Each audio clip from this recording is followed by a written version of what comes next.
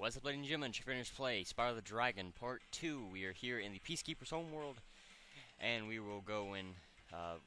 First, we'll re-talk to this dragon. I had to talk to him to save it, and so that's. But because you can replay the dragon, that's why I didn't worry about it too much. So here we go. Welcome to Peacekeeper, Spyro. Look how our treasure has been turned against us and stolen. Recover our treasure, Spyro.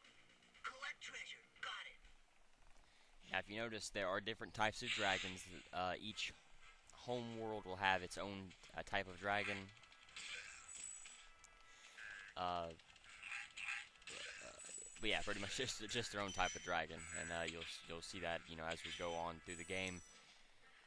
Sorry about the black and white.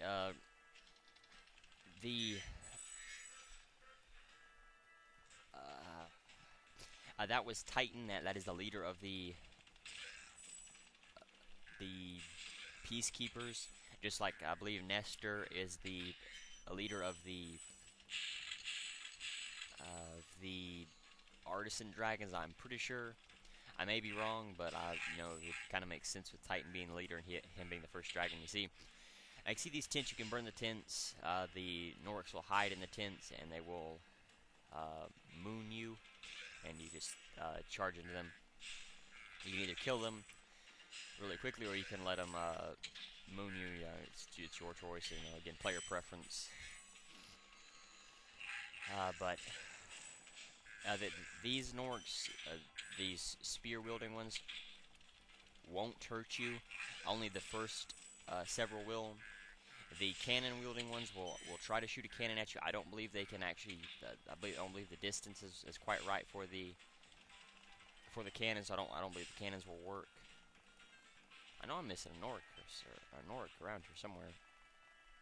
So the Magic Crafters world is far away and very dangerous. Maybe if you find 1,200 pieces of stolen treasure, I'll show it to you. So we can go back to Artisan's homeworld if we want to, but we're gonna stay here. And we need 1,200 pieces of treasure. Let's see if we can see the inventory. Oh, so we only have 774 pieces. So we do need to. I believe we would need to get most of the treasure in both worlds to be able to get onto the balloon. I don't think we need every single piece of treasure from every single world, but we would need quite a bit. But anyway, so right now, as I've said before, I'm just clearing out the levels as we go along, or the home worlds first, before we go into the individual levels. Hi, Spyro. Sparks the Dragonfly has been doing a good job protecting you. Make sure to keep him strong by feeding him lots of butterflies. And that's just a reminder to make sure that we keep Sparks full of health. Now you see these things there, the boxes, or I guess the chests. Those don't have a lock on them. What we need to do is we need to use the cannon, and all you have to do is just make sure that the cannon is pointing at the chest, and it will blow up. And then we want to blow this up. If you can kind of tell, there's a target on it on this rock here. Just shoot. Excuse me. Just shoot a cannonball at it, and it will disappear. Now this water will hurt you for 1 point of damage. It will not kill you unless you sit in it for a long period of time. As long as you don't do that, you'll be just fine. You don't have to worry about it at all. But you want to be careful getting in it too much, like I did. I lost two hit points very fast and wasn't even trying to do so. But it is actually a pretty good strategy for getting across a body of water very quickly if you need to. And you can see Dr. Shimp. He is the boss for this level. All the bosses after the Artisan's homeworld you can play whenever you want to, but because of the way I play the game, I'm not going to mess with the bosses for now. And I believe that this Nork will hurt you as well. I'm not 100% sure. I usually can flame him pretty fast before he does any damage to me. But now, if you notice, when I was gliding there, well, I'll just show it off here. If you press the triangle button, you can go down in one spot very fast, and I'll see if I can get a better. Yeah, you can come down. You can't move from that spot. Wherever you set down is where you set down. So you do have to be careful and kind of get the timing just right. You know, so you're not setting down over a body of water or over a hole. But this is the only Spyro game that has that move in it. All the other Spyro games, at least the PS1 Spyro games, have a hover ability. Well done, Spyro. Keep up the good work, and I know you'll fulfill your destiny. Destiny? I just want to kick some... Just toast those enemies and collect the treasure.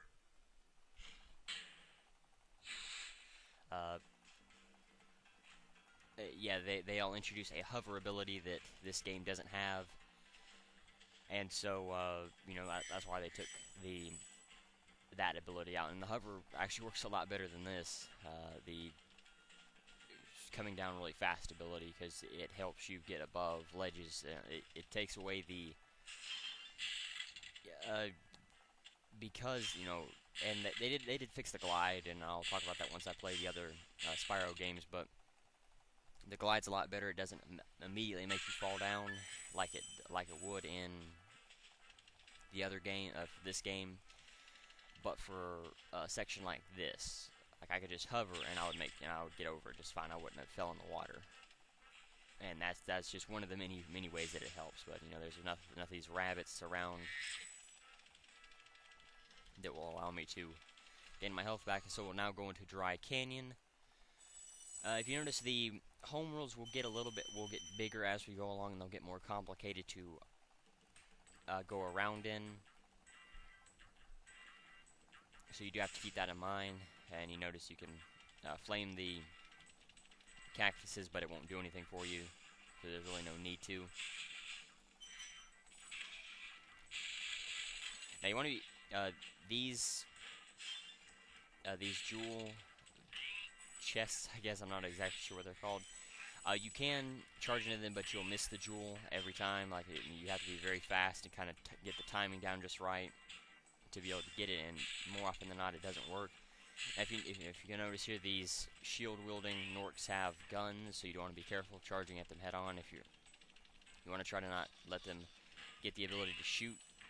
If you move out of the way, you can easily dodge their fire, but you do just want to be careful and pay attention to that. Now you see here, this is one of those thieves that I was talking about. If you was to get ahead of him, he would immediately backtrack and go around the opposite direction, which is pretty easy to do. What you want to do is just get really close to him and then just flame him. The thief in the Peacekeeper's homeworld would do that as well.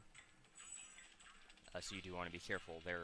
You know, there also try not to get ahead of him. Just usually with most thieves, as long as you just keep charging after them, you shouldn't have any trouble catching them. Thank you for releasing me. They will have that quite often in this game, and that is something that I don't care for really. It's you know, pretty annoying, and I don't know why they insisted on using it so much, but anyway. And I see the bird wielding I guess they're vultures. The vulture wielding Nork again is the big kind, so you do have to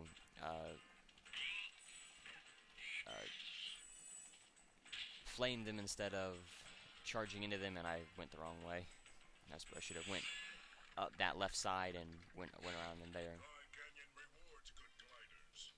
You are a good glider, eh, Spyro? I was born to glide.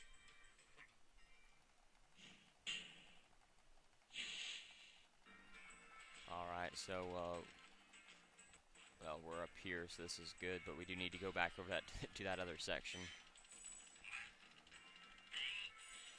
Now, the Norks with the guns, you really don't have to worry about them. They're not that big of a worry. You just have to pay attention to them from time to time and just make sure that they don't shoot you. Like, if he's aiming at you there, you can just roll out of the way, really. And all of the little shield-wielding guys will at some point pull their shield out of the way, so if you want to flame them then, you can, but I always find that it's just easiest if you charge into them, you know, especially when they're down like this. But like in a situation like that where the controls don't quite go tight enough for you, you could in that instance flame them if you needed to. So this is a dead end area with quite a few enemies littered around, and you have to you just be careful and pay attention to your surroundings.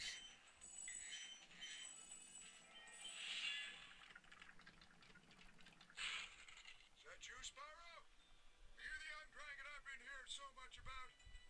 Ever since you're a wee puff of smoke, we've known, You've known? I forget. Excuse me. Now these cactuses around here won't hurt you, so you don't have to worry about staying away from them. They do act as a wall, though, so if you do charge into them, you do have to be careful and be careful for that. But outside of just not hitting them, you don't have to worry about that. And you can see just how bad Sparks is once you take damage. I said that last part, but that just kind of shows it off better. Let's see, I believe that's a one with a key. I don't remember if I've gotten a key yet. I probably haven't, because I'm going to need to go in a different direction, I believe. Now this can sometimes be difficult to get to just because of how far away it is. You just have to try to get to the very edge of this big platform over here, and just do your best to fly across to it. This section, not too bad, because you can see it's a lot lower than over there. Now the explosion will actually hurt you, so you want to be careful and try your best to stay away from the explosion. It's not too difficult to do. It's actually pretty easy. And now, like I said, we need a key for that big chest over there, so I'm not going to fly over there just yet. I'll hold off on that for now. And you can see one of the I guess they're purple rather than pink, but they are worth 25, as I said before.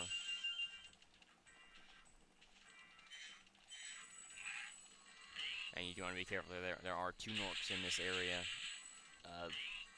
Usually, as I said, they really can't get fire off any bullets very fast. So you don't really have to worry about them actually hitting you ever. But they sometimes can get lucky shots in if you're not paying attention. That's what you have to look out for. So there's the key. Now, if I can just remember how to get over there, and I believe I do. I probably missed it, and I'm pretty sure I did by not going over here. Now, if you remember last part, I was talking about saving or using the dragon pads as checkpoints. You want to, like in a situation like this where you have to backtrack through a level, it's very important to do it now. Whenever you can, because the enemies will come back if you haven't been using checkpoints. Like if you never touch a checkpoint at all throughout an entire level. Let me see, which way is the dragon that route? I believe it's this way. Yeah, okay. Should have went over here the first time, but I wasn't paying attention. We'll go ahead and snatch the key real quick. Incredible glide, Spyro. I thought I'd be stuck here forever with those ugly vultures standing on my head. Those birds might look tough, but they're pretty tasty. Plain broiled, with a pinch of salt.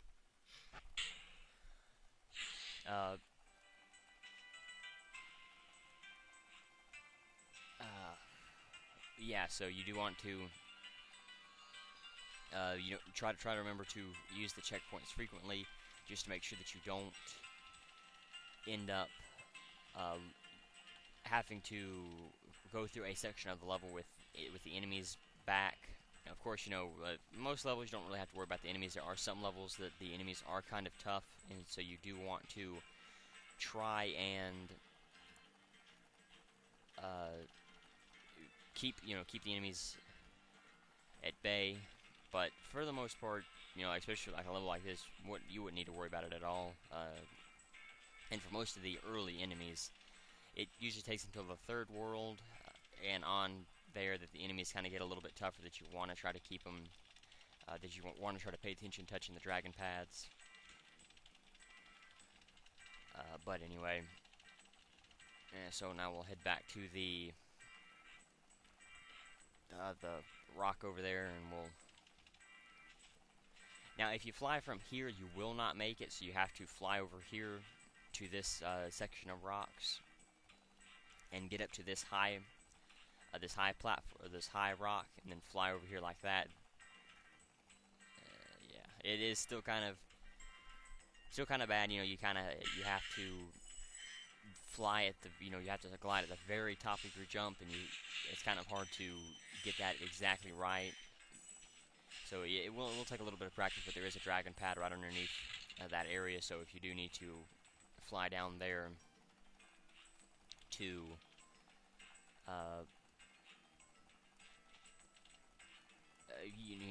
you may want to touch that dragon pad so that you can just end up right here instead of having to go through a portion of the level, because it is kind of difficult and tedious to get back to this section. So that's just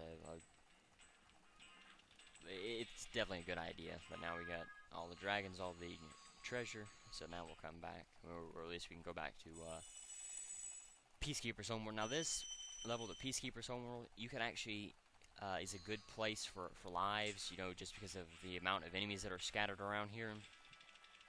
Is actually a very good idea if you're low on lives, or you just want to gain lives, in between the levels. If you clear out the Peacekeeper's Homeworld first, and then you go into all the additional levels after that, is actually a very good idea to go ahead and try to get as many lives as possible, or try to get as many of these little silver orbs as possible. And I'm only going to do this once, but I just want to show you. I didn't have any silver orbs, starting this, and now I believe I already have 4. And as I said, there's just so many enemies around that it's actually, like I said, a very good idea to go ahead and get them. I don't think you can gain 1 life in one time while you're through here, but within two levels you can gain a life. I won't get the one that's up there. Well, I guess I can real quick. It doesn't really matter. I usually don't, and I'll just forget about it, or ignore him. But you can see just how many silver orbs you can gain. Like I said, I'm not going to waste time doing that again. That's the only time that I'm going to do it. I just did it to show that off. And let me see. We did Dry Canyon, so this is the 2nd level, Cliff Town. And so we'll be going into Cliff Town now. But yeah, like I said, just want to show that off. Really great. You can just come here at any point throughout the game, and you keep getting lives over and over, just to help yourself out. Because some of the levels later on, you really need the lives, so it's a good idea to do whenever possible. Now, if you notice that Nork is wearing a metal cape, so you do want to be careful while you are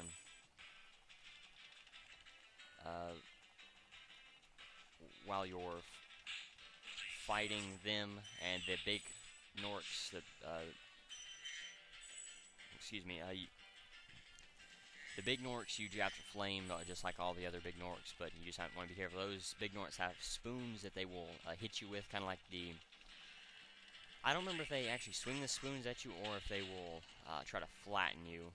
Oh no, I guess they smack you with their hand, and they don't do any damage, but they can knock you off of cliffs, so you do want to be careful the angle in which you get smacked by them. Now you do want to make sure that you flame all the pots, because I believe every single pot does have a gem in them, so you do want to be careful and try to make sure that you hit every single pot, because you can end up at the end of the level and have a handful and be a handful of gems short. So you do want to pay attention to that. Crap. It usually isn't that difficult, but I usually go around the other direction instead of circling right. I will circle left. But that's not too difficult. He really slows down through this portion right here, so that's a great way to catch him as long as you're able to aim at him well enough. How's a dragon supposed to flame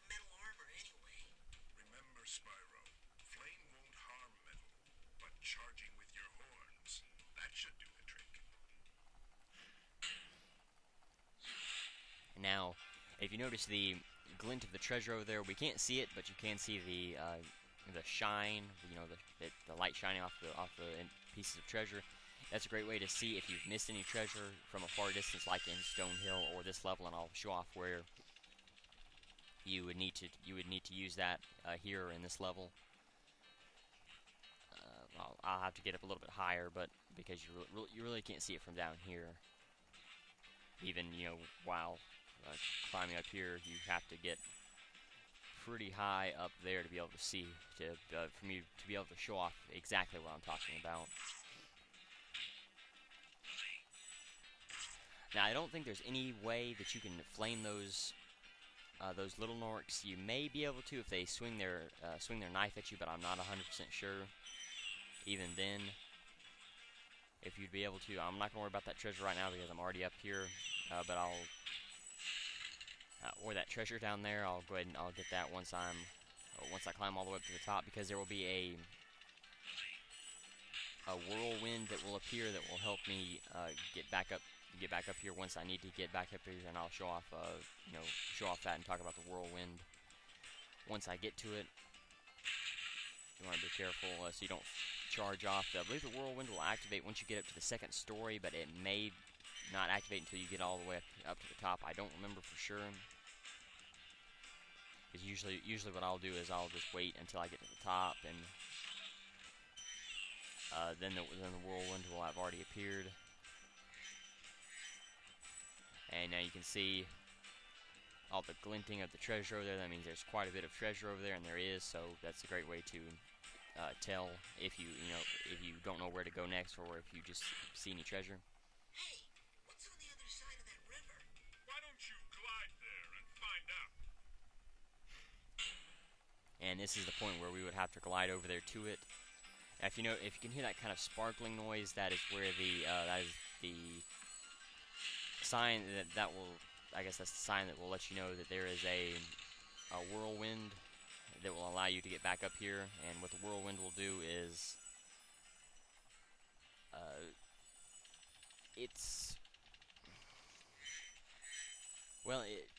its function is to allow you to go up to a higher portion of a level, or a higher point in a level.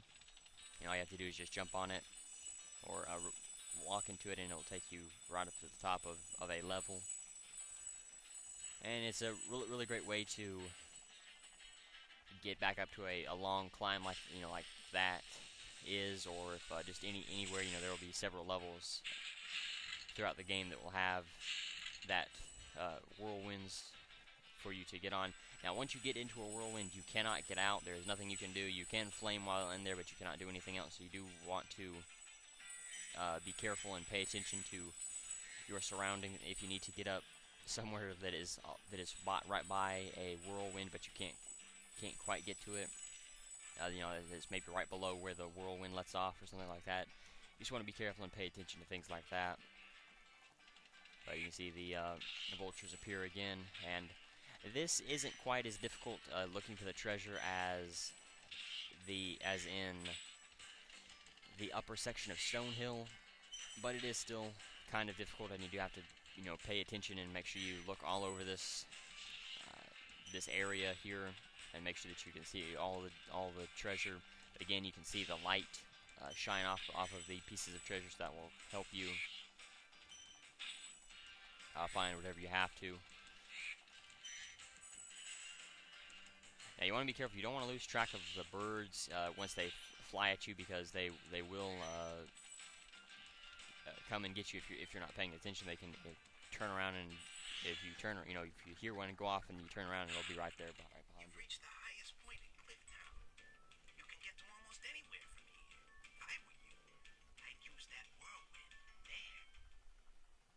And so a whirlwind will activate once you get up here, and it will take you right back here. So if you need to get back up here for any reason, that's the best way to do it.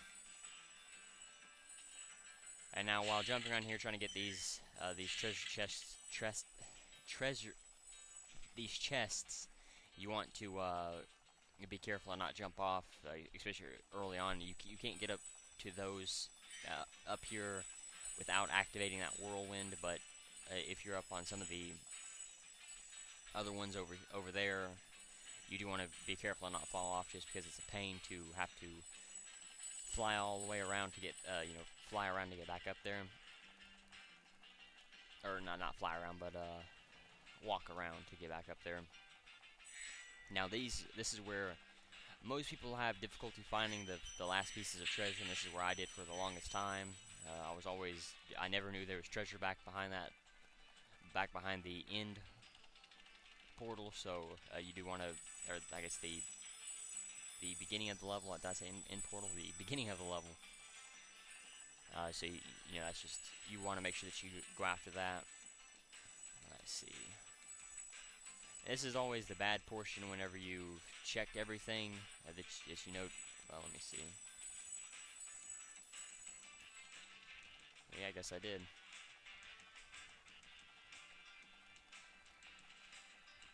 Can't think of anywhere else that I may have missed. I've gotten all the treasures, the pots. I've flamed all those.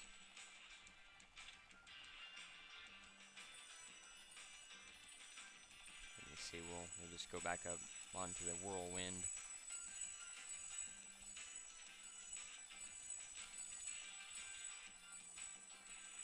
Aha! Alright, over there. There's actually a lot over there.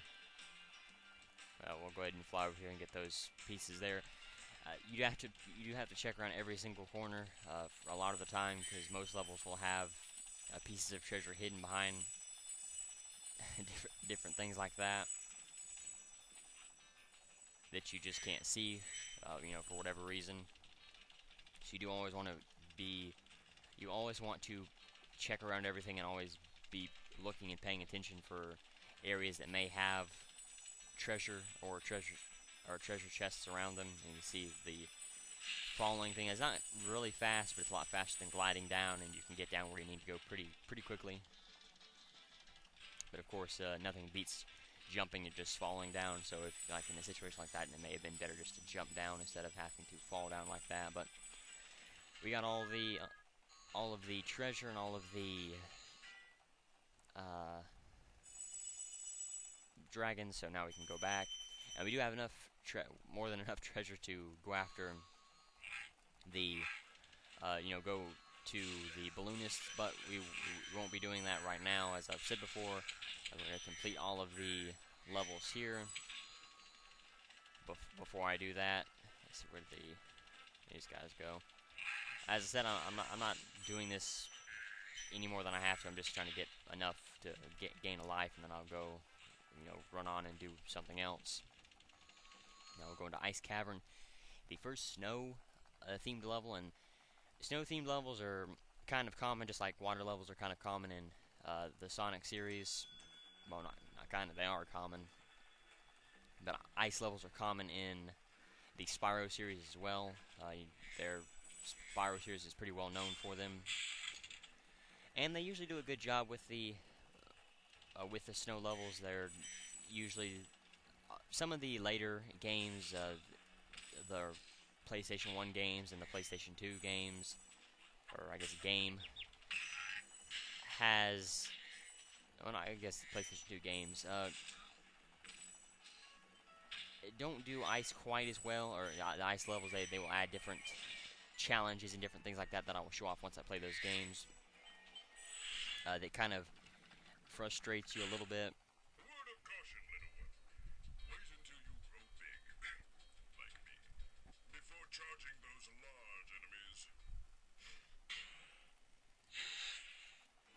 You do have to, like I said, different challenges, different things like that. But thankfully, in this game, they didn't add any of those challenges. So in this level and other ice levels that will be, or I guess partial ice levels that will be later in the game, they do a pretty good job with it. Now, the snowballs that the Norks throw in this level is actually, you have to be careful, because they're actually a lot more accurate, and they have a higher hit rate than the Norks in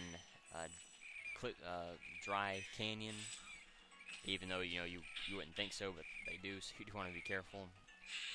And you want to go ahead and head up here really quickly, because this will lead us to a... Well, I guess we don't have the key right now, so we can't get up here, but... you still, you know, you can kind of get a look around at the rest of the level, see anything you may have missed, and you see the rest of the level there. And if you notice, there are two. Oh yeah, this is the portion I was talking about. If you notice here that these things are there, you do want to not fall, but charge them, and you want to be careful. You want to try to line it up and make sure that you're right beside it so you don't charge off the edge. Spyro, some big Norks up ahead are wearing armor, and in the ice cave, armor can make their feet very slippery. So that's just a hint for the new enemy type that we will see up on this path over here. And I guess we can go ahead and, well, let me see. There's a right way to go that you don't have to do a whole lot of backtracking, but I don't remember exactly which way it is. Well, we'll go ahead and head this way anyway. Why not? We'll have the key, so if we do have to backtrack that way, we can just we'll go ahead and get that treasure chest, the locked one. Now you don't have to worry about any of the armored Norks this way. It's just, you know, along the other route. I guess we'll go ahead and get this dragon. Thank you for releasing me. Yeah, that guy as well. You'll hear his voice say, "Thank you for releasing me," quite often as well. Yeah, you know, the ice in the other cavern, I don't believe the ice will affect you like it will the Norks up the road here. And I may just be heading this way anyway, without... Oh yeah, that's right. To fly across that area, you could get down this way. You know, this side cavern will lead out that way. But if you didn't fly across and get the key, you wouldn't be able to.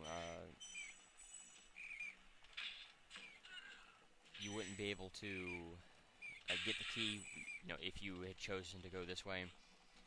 So yeah, that's the big thing. And now we can just head back here and climb up that way. Now, you know, you'd think, oh well, they didn't have to waste a dragon talking about the ice armor. Well, they will actually have more Norks with ice armor later on. That's just kind of to get you used to it, so that it's not just so it doesn't catch you out and seem really difficult early on. It's not a bad idea, you know, just to try to help people get used to something like that. It's not a really hard thing to get used to, really. It's actually pretty easy. You know, just pretty simple. Just charge into the Norks and knock them off of a hole that they're right beside. Like I said, very easy, very simple to get used to. I can hear a chest or a life chest around here somewhere. I thought I saw a glint from a piece of treasure over here. I guess not. Now, if you notice, the fodder here is bats, and they're not like the other enemies that we've seen so far. They will hang on to everything, and so they're actually kind of hard to find if you need them. They are usually positioned on sides of, or I guess entrances to caves, like the ice cave back there. That's where they would be positioned at if you needed to get one. Well, premature roll there. If you needed to get one, you know, you could go that way instead of running around looking for one. If you needed one, you usually don't need one in this level too often, unless you just have a hard time with the snowball throwing enemies. That's when you would usually need to have one, but for the most part, you know, you usually don't need to have one. Now, there's actually a platform around, this platform there with 3 lives on it. I've never been able to get up there, and I'm sure there's some way, but if you never figure out how to get that way, you don't have to worry about it. I guess those clouds have got lightning in them. I've never noticed that before. That's actually pretty cool. But yeah, you don't have to worry about going up after those lives. I've never needed to. I've never missed any treasure by not going up there. It's just 3 lives if you can figure out how to get up there. Thank you for releasing me. Yeah. So yeah, like I said, don't worry about it unless you really need lives and you know how to get up there. Like I said, I don't, so I'm not going to worry about it. But anyway, so now we'll go along this route, and this is where you'll see more of the Norks that you have to knock off. You can see there's 2 already. And I believe there's a couple more around here somewhere. Yeah, this one you have to hit twice. So you do want to run into him and then run into him again to make sure that you can utilize him being stunned. You can see where the bats are there at the entrance to this cave. So this is a pretty good cave. If you need the lives or the health at this point, it's actually a pretty good idea to go ahead and do that. And you can see all of the gems on top of these lanterns.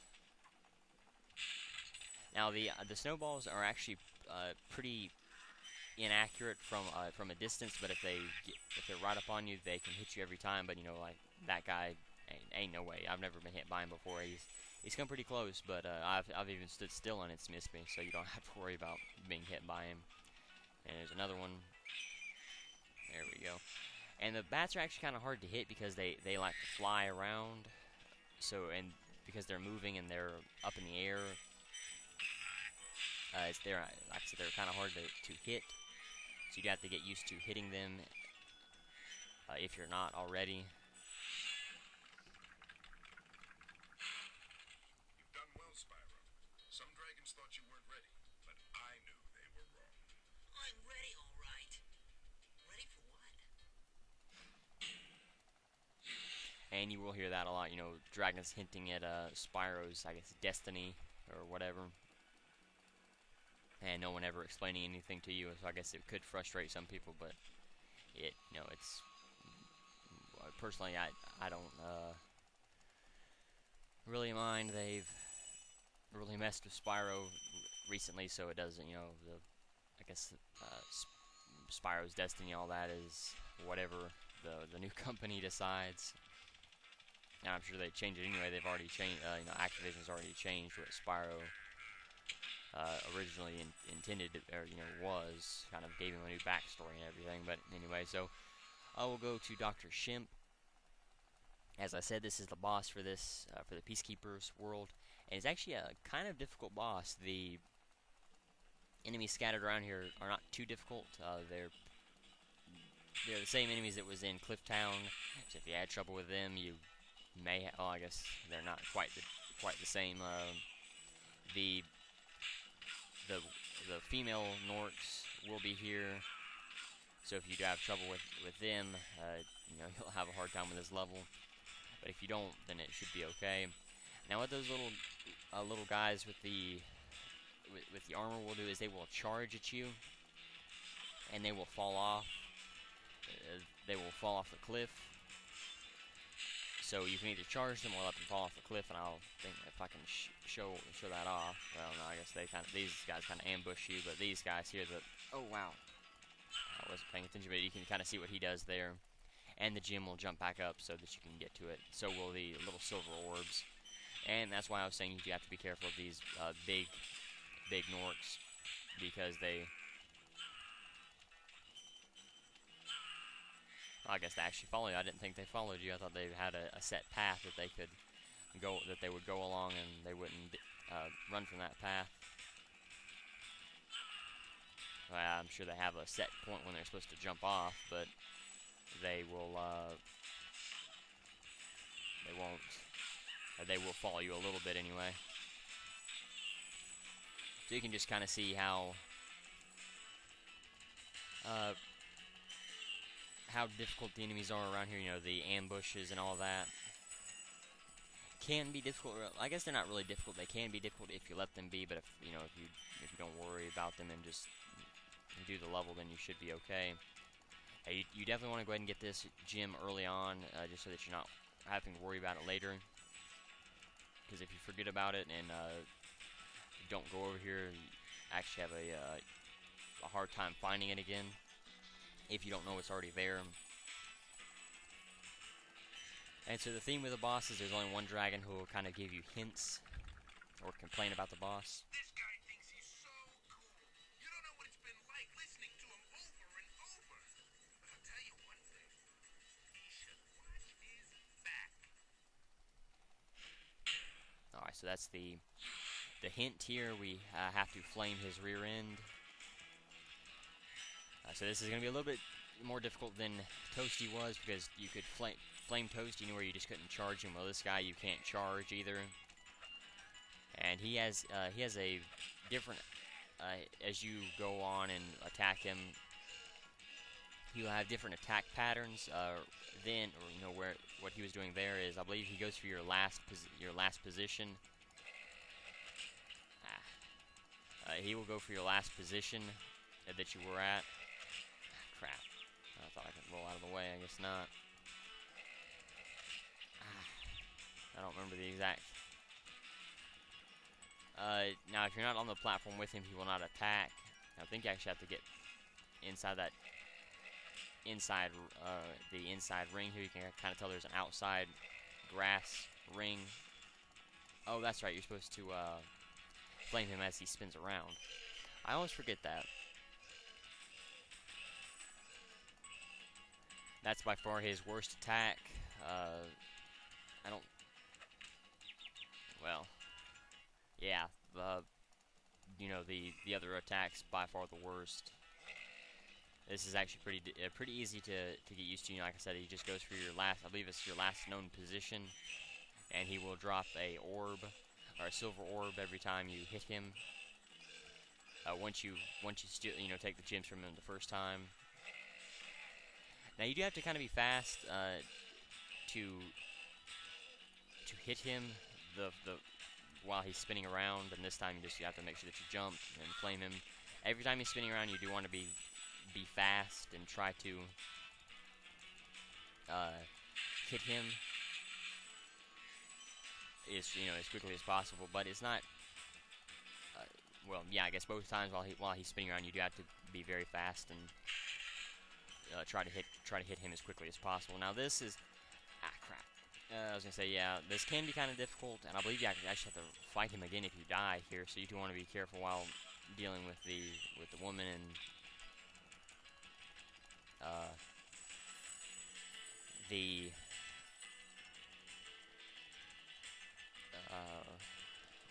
dealing with the enemy as well. I guess dealing with the enemy and just flying around, because if you get caught in that water, you will not be able to save yourself. You won't die immediately, but you won't be able to save yourself. So you do want to be careful while flying around there and trying to get down there. You can also fall, glide and fall, but I kind of find that it's easier to swing out wide and then curve in so that you hit it just as you're flying in. And now there's one more level that I want to do, the night flight. I will go ahead and do all the, well, I guess I'll go ahead and save the flights for, I'll just do all the flights in one video, because they are kind of difficult, and they can take a little while, and because this is already 44 minutes in and I haven't even done the trivia for everything I've done yet, so yeah, I think I'll just save the flights for later. I hate to, but for time reasons and all that, that's why I'm going to go ahead and do it. Anyway, so we'll go ahead and talk about the Peacekeeper's homeworld first. Peacekeepers is the second homeworld in Spyro the Dragon. The realm is a desert canyon devoid of water. The only moisture is in the tar pits, which will damage Spyro if he steps in them. The realm has been overrun by Army Norks and Cannon Patrol Norks, who use it as their military camp and target practice area. Their orange and blue tents are arranged in camps around the realm. Spyro can use the cannon throughout the realm after defeating the Cannon Patrol Norks in the vicinity. With the Cannon Patrol with a cannon, Spyro can destroy metal boxes and clear the path to the night flight portal. The fodder in this world are small brown rabbits. Spyro needs to free 10 dragons to access this world. So, as I said, 200 gems, 3 dragons, 1 egg. The fodder again is rabbits. The Peacekeeper's homeworld and realms are quite possibly the harshest worlds to live in. The homeworld itself is a rocky desert with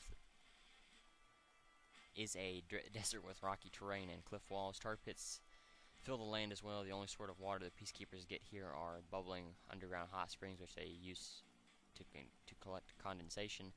Various stone structures are built up around the cracked ground, and throughout most of them are simply archways and lookout towers. The peacekeepers make a notion to not live in their home world, and instead live their militaristic lives in the seclusion of their realms. I'm sorry, make a notion not to leave their home world and instead live their militaristic lives in the seclusion of their realms. I guess in their they call the realms levels. I'm sorry, they call the realms. I guess I said it right the first time. The levels are what they're referring to as the realms. So whenever I talk about, whenever I'm talking about the realms, I mean the individual levels.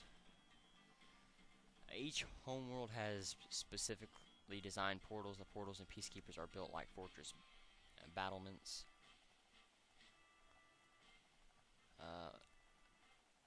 Trivia: the music in Peacekeepers and its realms include some of the more iconic pieces from the game, including Peacekeepers, Clifftown, Ice Cavern, and Dr. Shimp. So we'll go to Clifftown first. Oh, actually, surprise! Clifftown is the first level in this world. Clifftown is a realm from the Peacekeeper's homeworld. It consists of a town with many houses for Spyro to jump on, built beside and into a dry, rocky cliff. With a river running through. Across the river is a large, elevated desert-like landmass that contains a huge colony of vultures, and the highest point in Clifftown is, as stated by Marco.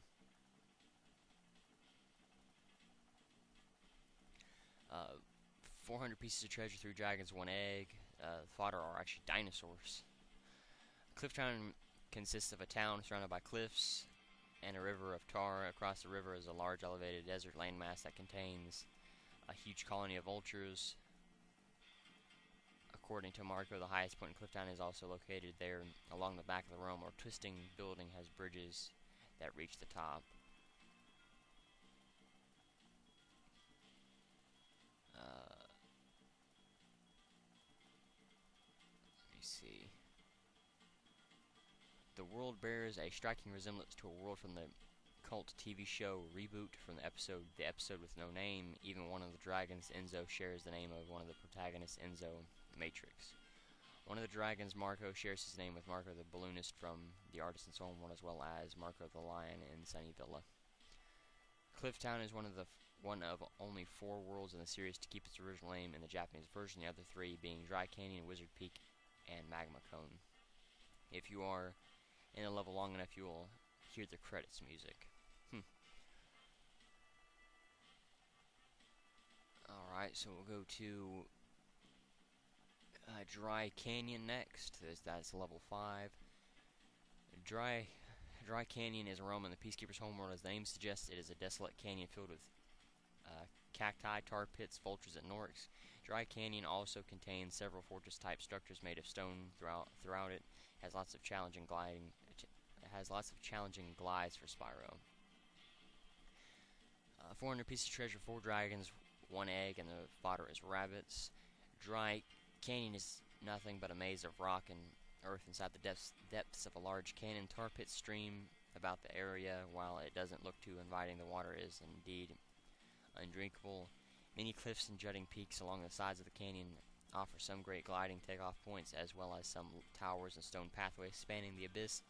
At edges one side of the canyon, while many stone huts and buildings here harbor the veterans of the Peacekeeper army, even some of the retired ones. The elders are kind, however they tend to start stories about when they were young and almost never shut up until they doze off.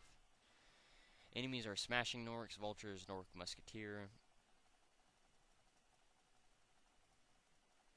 trivia dry. Yeah, we already talked about that. A technical glitch in rescuing Boris is when you see Spyro not present whilst talking to the dragon when he is born. To glide, whilst talking to the dragon when he is born to glide. This results in losing a life. If you tint this with no lives, you'll see a game over screen, and then start from the beginning of the Peacekeeper's homeworld with 4 lives. Conan delivers the exact same message as Thor when freed. Okay, so we'll go to Ice Cavern next. Ice Cavern is the coldest of the realms in Peacekeepers. The realm consists of a series of caves encircling a deep cleft under a starry open sky. There are ruins of some castle-like stone buildings, but built into the caves, the ice covering the ground is too slippery for both Spyro and the Norks. 400 pieces of treasure, 5 dragons, and the fodder is bats. The Ice Cavern realm consists of a winding maze of icy caves and tunnels, all connecting to a single massive cavern. There are plenty of guardrails and ramparts to keep creatures from falling into the frosty abyss below, but the ice that slicks the ground usually doesn't help too much. Mist consistently rolls in through the pink and blue glowing cave, sometimes obscuring Spyro's sight, so he must be careful where he steps. Some of the caves are home to the Peacekeepers, usually new cadets who haven't proven themselves on the battlefield yet. Others tend to live in the stone structures erected in the walls of the cavern. Above, the night sky is stretched out in an array of purple and blue, dotted with tiny white stars. Enemies are Skiing Nork, Slippery Shoot Nork, Snowball Nork, and Snow Nork. Trivia: it is the only realm in Spyro the Dragon to have a slippery ground. Okay. So now we'll go to Dr. Shimp. Dr. Shimp is the boss for the Peacekeeper's homeworld. 300 pieces of treasure, 1 dragon. The area for the Dr. Shimp level is set at twilight in a dark canyon with an orange sky. The secondary enemy consists of Fat Mamas and kamikaze tribesmen who will run at Spyro and try to take him off the cliff. With them, there is no fodder in the level, so Spyro needs to be very careful. There is a secret area. If you jump and glide from the left pillar at the far end of the level, you will reach a platform with a 25-piece gem on it. As I said, the enemies are the Fat Mamas, Knights, and Dr. Shimp himself. Trivia: it is rumored that Trondo got his name from the famous film Tron. The level soundtrack is considered a fan favorite.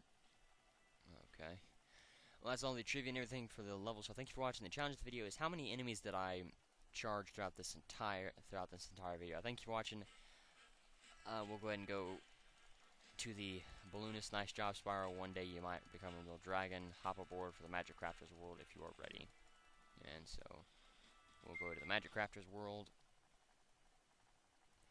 Again, challenge of the video is how many enemies did I charge throughout this entire video. Thank you for watching. Next video we will go into the Magic Crafters world, so until then, later everyone.